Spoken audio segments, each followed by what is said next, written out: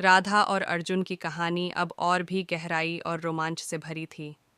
एक रात गांव के पास एक घना जंगल था जिसे रहस्यमय माना जाता था।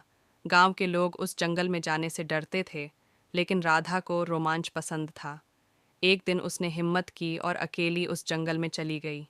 जैसे ही राधा जंगल के भीतर पहुंची, वह भटक गई। चारों ओर अजीब आवाजें और घना अंधकार था। उसकी धड़कन तेज हो गई और डर उसके चेहरे पर साफ दिखने लगा।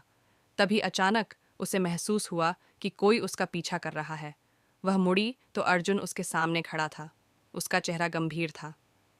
राधा, तुम यहाँ क्यों आई? अर्जुन ने गहरी आवाज में पूछा। राधा चौंकी, लेकिन राहत महसूस हुई। मुझे लगा मैं अकेली आ सकती हूँ, लेकिन अब मुझे डर लग रहा है, उसने कहा। अर्जुन ने उसे चुपचाप देखा और धीरे से उसका हाथ पकड़ लिया। मैं तुम्हें कभी अकेला नहीं छोड़ूंगा, उसने कहा। दोनों जंगल के घने पेड़ों के बीच से धीरे धीरे चलने लगे। चांदनी रात में अर्जुन की आंखों में एक अजीब सी चमक थी। वह राधा को लेकर एक सुनसान झरने के पास पहुंचा। वहां की शांति और ठंडी हवा ने राधा को सुकून दिया। अचानक आसमान में बादल घिरने लगे और बारिश शुरू हो गई। दोनों झरने के पास एक बड़ी चट्टान के नीचे आ गए। राधा की भीगी हुई चुनरी और अर्जुन के गीले बालों के बीच की निकटता ने माहौल को और भी खास बना दिया। अर्जुन ने धीरे से राधा के चेहरे से बारिश की बूंदें पोंछीं और राधा का दिल तेजी से धड़कने लगा।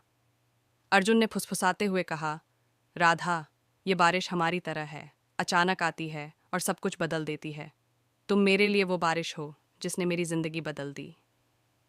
राधा ने हल्के से मुस्कुराते हुए अर्जुन का हाथ पकड़ा और कहा, और तुम वो बादल हो जो मेरे दिल में हमेशा छाए रहते हो।